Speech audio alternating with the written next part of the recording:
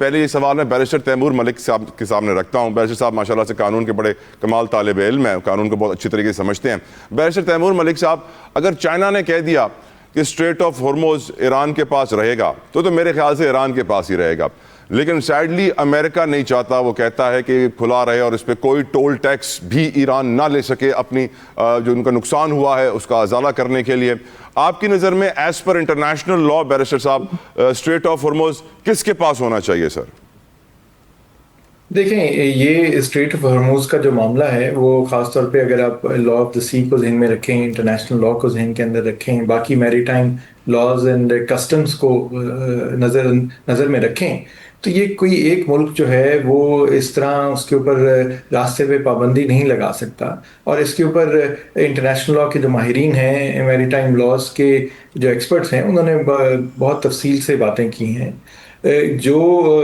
ایران کی پوزیشن ہے وہ اپنے دفاع کے لیے ظاہر ہے کئی چیزیں کرنے کا حق رکھتا ہے, دوسرے ممالک بھی اسی طرح رکھتے ہیں اگر ان کے خلاف جاریت ہو, لیکن جہاں سے دنیا کا اتنی معیشت کا ایک اہم جز جو ہے جو تیل گزرتا ہے اور کئی ملکوں کا زر مبادلہ جو ہے وہ اس راستے سے منسلک ہے, اس کی پابندی کرنا جو ہے, اس کے اوپر کوئی کسی قسم کا ٹول ٹیکس لگانا یا کچھ اور کرنا, وہ کسی ایک ملک کے کنٹرول میں نہیں ہونا چاہیے. کسی ایک سوری, آپ مجھے بالکل ٹھیک, بالکل ٹھیک. آپ کی نظر میں سینیٹر سرمد علی صاحب, اسٹریٹ آف ہرموز کا کنٹرول ایران کے پاس ہی ہونا چاہیے کنسیڈرنگ کہ اٹس اے اسمال 30 کلومیٹر پیچ سر جو اس کے انٹرنیشنل بارڈر سے لگ رہا ہے سر؟ دیکھیں کہ دنیا میں جتنے بھی یہ اسٹیٹس یا اس قسم کی چینلز ہیں, ان کے حوالے سے جو قانون انٹرنیشنل لا ہے وہ بہت کلیئر ہے کہ اس کے اوپر کسی بھی ایک ملک کا کنٹرول نہیں ہو سکتا. اور یہ جو ہے یہ بیسیکلی ایک انٹرنیشنل کمیونیکیشن چینل ہے, تو اس کو جو میریٹائم چینل ہے تو اس کو اسی طریقے سے کھلا رہنا چاہیے تاکہ تمام ممالک یا دنیا جو یا ریجن جو ہے اس کو استعمال کر سکے. ہیونگ سیڈ دیٹ, مجھے لگتا ہے کہ جب ہم موو کریں گے آگے اور اگر کچھ صورتحال بہتر ہونا شروع ہوئی اور امن کی بات ہم نے دوبارہ شروع کی تو شاید کچھ ایران اور عمان کے درمیان بات چیت ہو, اور ایران اور عمان جو ہیں وہ پریکٹیکل سٹیپس لے کے اس کو. سر وہ ایران کہہ رہا ہے کہ میرے ساتھ آ کے مل جائیں سارے گلف کنٹریز اور میں ان کو سپورٹ کروں گا, ڈیفینس کے لیے بھی ان کو سامان دوں گا, ان کو ملٹری ایڈ بھی دوں گا اور ان کو سپورٹ بھی کروں گا اس ساری ٹریڈ میں. اچھا دیکھیں, ایک تو دیکھیں ہمیں یہ ذہن میں رکھنا چاہیے کہ ایک تو ان کی ایران کی اور ان کے جو ممالک ہیں, جو پڑوسی ممالک ہیں, ان کے ساتھ ایک ان کی ہسٹوریکل ریلیشن شپ رہی ہے, ایکریمنی رہی ہے, اور یہ کوئی ان کے کبھی بھی جو تعلقات ہیں وہ اتنے اچھے ایک دوسرے کے ساتھ نہیں ہوئے. رکھنی چاہیے کہ اس کم از کم ایران کے معاملے میں اسپیشلی آفٹر ایون جب شاہ کا زمانہ تھا اس وقت بھی تعلقات اتنے اچھے نہیں تھے, لیکن اس کے بعد جب ریولوشن آئی اور اس کے بعد جب یہ کلارجی کی حکومت آئی تو اس کے بعد تو کچھ زیادہ مسائل ہو گئے, کیونکہ ایک ان کے ریلیجس بھی آپ دیکھیں نا, ایک سیکٹیرین ڈفرینسز ہیں دونوں کے, ایران کے بھی اور ان کے تمام جو پڑوسی ممالک ہیں ان کے درمیان سیکٹیرین ڈفرینسز ہیں. تو وہ بھی ایک فیکٹر ہے جس کو ہمیں اپنے ذہن میں رکھنا چاہیے, تو جس کی وجہ سے کوئی زیادہ تعلقات اچھے نہیں رہے. ہاں, یو اے ای کے ساتھ تعلقات ذرا بہتر ایک زمانے میں رہے تھے, کیونکہ جس وقت ان کا یہ ہوا تھا, ایک تو یو اے ای میں ایرانی پاپولر کافی موجود تھی, دوسرا یہ جو سینچری کے بعد کہ یو اے ای ان کے لیے ایک قسم کا بینکر بنا ہوا تھا ٹو ایران کے اوپر سینکشنز تھیں, تو جو ایران کی چیزیں تھیں, جو ایران کا مال تھا وہ, اور ایران کی جو جتنی بھی ٹریڈنگ تھی, ایکسپورٹس تھیں, وہ ایک قسم سے ہوتی تھی, یا امپورٹس تھیں وہ ہوتی تھی یو اے ای کے تھرو. تو U A E was like a banker to Iran, تو وہ بھی جو پوزیشن ہے وہ بھی ختم ہو گئی. بلوچ صاحب آپ کی نظر میں سر اسٹریٹ آف ہرموز کا رائٹ ایران کے پاس ہی رہے گا, کنٹرول ایران کے پاس ہی رہے گا؟ میں تو سمجھا تھا کہ شاید آپ بھول گئے ہیں کہ میں پروگرام میں بیٹھا ہوں. نہیں سر, آپ حکومتی بینچوں کو ریپرزینٹ کر رہے ہیں تو صبر کا مظاہرہ سر. Thank you.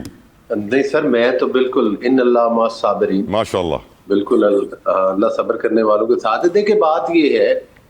کہ ایک بات بڑی کلیئر ہے, میں بڑی غور سے میں نے سنی ہے اپنے دوستوں کی بھی باتیں, آپ کی بھی, کہ یہ جو آفرز ہیں کہ جی ایران کہہ رہا ہے کہ فلاں ملک میرے ساتھ مل جائیں، امریکہ کہہ رہا ہے فلاں ملک میرے ساتھ مل جائیں، میں سمجھتا ہوں کہ ہر ملک اپنا ایک آزاد تشخص اپنی جگہ پر رکھتا ہے،